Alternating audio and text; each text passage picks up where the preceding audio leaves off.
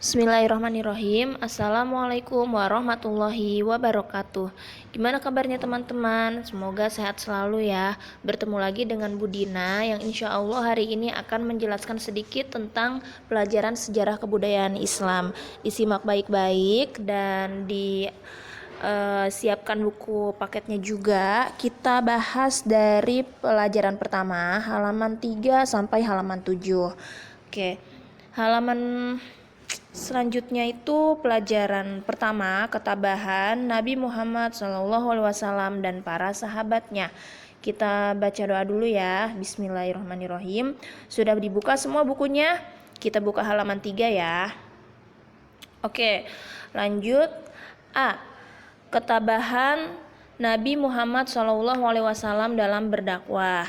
Dakwah berasal dari bahasa Arab yang artinya ajakan atau seruan. Jadi dakwah itu berasal dari da'a yang artinya ajakan atau seruan. Dakwah yang dilakukan Nabi Muhammad adalah ajakan untuk memeluk, mempelajari dan mengamalkan ajaran agama Islam. Nabi Muhammad SAW mulai berdakwah setelah diangkat menjadi Rasul, yaitu dengan diperkenalkan wahyu pertama dengan perantara malaikat Jibril ketika beliau bertafakur di Gua Hira. Dakwah yang disampaikan oleh Nabi Muhammad SAW kepada kaum kafir Quraisy antara lain sebagai berikut. 1. Manusia di hadapan Allah Subhanahu wa taala sama tanpa memandang warna kulit, kedudukan, kekayaan maupun keturunan. 2. Manusia hanya meminta pertolongan kepada Allah Subhanahu wa taala karena Dialah Tuhan yang Maha Kuasa, penguasa segenap alam semesta, tidak ada Tuhan selain Allah Subhanahu wa taala. 3. Menyekutukan Allah Subhanahu wa taala dengan sesuatu termasuk perbuatan syirik. 4. Penegasan bahwa Nabi Muhammad SAW adalah Rasul atau utusan Allah. Nabi Muhammad membawa ajaran Allah Subhanahu wa taala untuk kebaikan seluruh manusia di muka bumi. Dakwah yang disampaikan Nabi Muhammad pada masa permulaan kerasulan disampaikan dengan dua cara, yaitu dakwah secara sembunyi-sembunyi dan secara terang-terangan. Lanjut. Dakwah Islam semula dilakukan secara sembunyi-sembunyi atau dakwah bisiri untuk menghindari kecurigaan kaum kafir Quraisy. Dakwah Islam kemudian dilanjutkan dengan terbuka atau bil jahar. Setelah datang firman Allah, Nabi Muhammad seakan mendapat energi baru dari Allah untuk berdakwah secara terbuka kepada kaum kafir Quraisy. Setelah Nabi Muhammad menerima perintah Allah Subhanahu wa taala untuk menyampaikan ajaran Islam secara terang-terangan, maka beliau langsung bergerak menyebarkan Islam. Allah berfirman, "Fasda bima tu'maru wa a'rid anil musyrikin inna kafainakal mustahziin," yang artinya, maka sampaikanlah Muhammad secara terang-terangan segala apa yang diperintahkan kepadamu dan berpalinglah dari orang musyrik. Sesungguhnya kami memelihara engkau Muhammad dari kejahatan orang yang memperolok-olok engkau. Quran Surat Al-Hijr ayat 94 dan 95. Rasulullah SAW pernah mengumpulkan kaum kafir Quraisy di Bukit Sofa. Beliau mengatakan bahwa dirinya adalah utusan Allah sebagai pemberi peringatan kepada umat manusia agar selamat dari siksaan pada hari akhir. Akan tetapi, ajakan itu ditolak mentah-mentah oleh kaum kafir Quraisy. Bahkan, kaum kafir Quraisy mengejek Rasulullah SAW sebagai orang gila yang membawa berita-berita bohong dan mengaku-ngaku sebagai utusan Allah.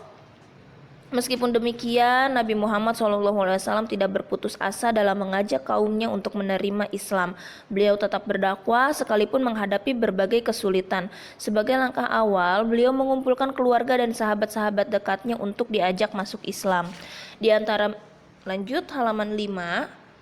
Di antara mereka ada yang menerima dengan baik, menolak secara lembut, dan ada pula yang menolak secara kasar, seperti Abu Jahal, paman Nabi Muhammad SAW. Sebagian besar masyarakat Arab menolak dakwah karena pengaruh kuat tradisi agama nenek moyang mereka yang masih kafir dan musyrik. Maksudnya seperti menyembah berhala dan keyakinan-keyakinan lainnya. patung dan sebagainya. Di berbagai tempat ketika bertemu dengan kaum kafir Quraisy, Nabi Muhammad SAW selalu menyempatkan diri untuk mengajak mereka kepada Islam. Alhasil, dengan semangat yang tinggi, dakwah beliau mulai diterima banyak orang dan dari hari ke hari pengikut Nabi SAW semakin bertambah banyak. Kemajuan dakwah Nabi Muhammad SAW tidak disukai oleh kaum kafir Quraisy, apalagi ajaran beliau yang berisi ajakan untuk menyembah Allah, menghormati sesama manusia, dan menjauhi adat istiadat jahiliyah dianggap bertentangan dengan ajaran nenek moyang kaum kafir Quraisy dan hanya akan memecah belah kaumnya. Nabi Muhammad SAW misalnya mengajarkan bahwa semua manusia itu sama, padahal kaum kafir Quraisy dari golongan bangsawan yang kaya raya tidak ingin disamakan dengan budak miskin yang mereka miliki. Dengan demikian juga ajaran Nabi Muhammad yang melarang penyembahan terhadap berhala dianggap merugikan para pembuat patung karena menghilangkan rezeki mereka dari hasil membuat patung. Oleh karena itu, kaum kafir Quraisy berusaha dengan segala cara menghalangi dakwah Nabi Muhammad SAW. Di antara usaha-usaha yang dilakukan kaum kafir Quraisy untuk merintangi dakwah Nabi Muhammad antara lain nih.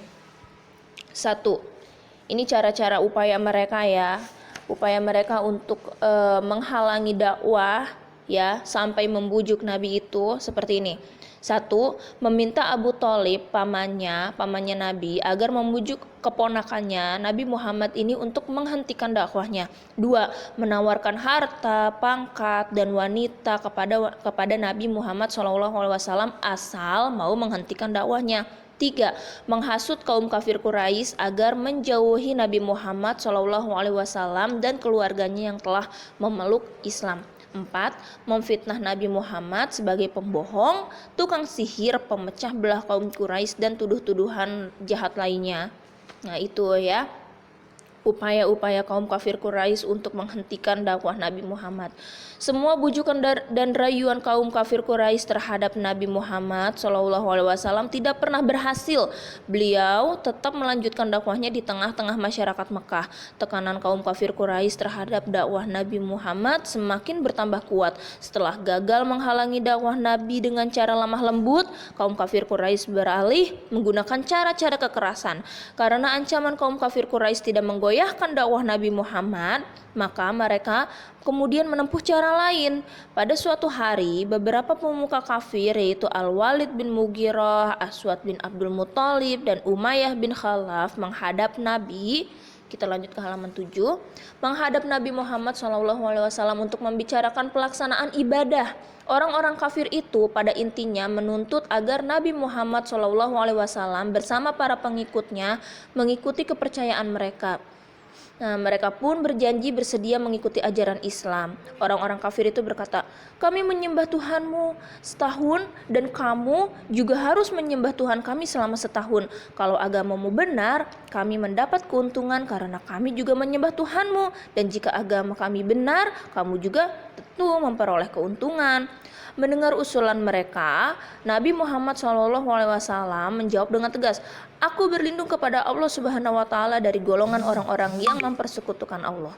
Begitu.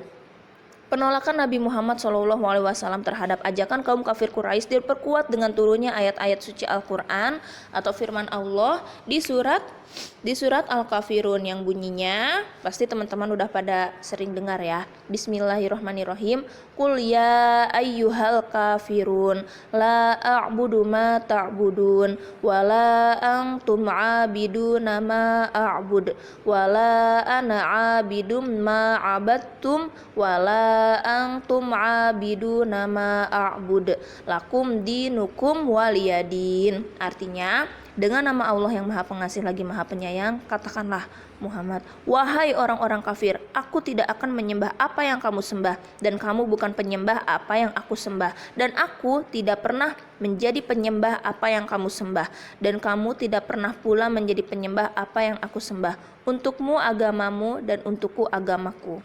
Surat Al-Kafirun ayat 1-6. Nabi Muhammad SAW sedikit pun tidak bersedia melakukan ibadah sebagaimana yang telah diusulkan oleh kaum kafir Quraisy, apalagi beribadah kepada selain Allah. Tidak hanya beliau yang tidak setuju, Allah pun tidak meridhoi bila hal itu terjadi. Begitu teman-teman. Nah, jadi dari peristiwa tersebut dapat disimpulkan bahwa dalam beragama kita tidak boleh mencampur aduk ya, mencampur tangan pihak lain begitu.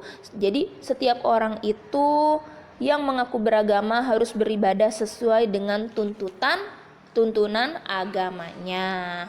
Selesai.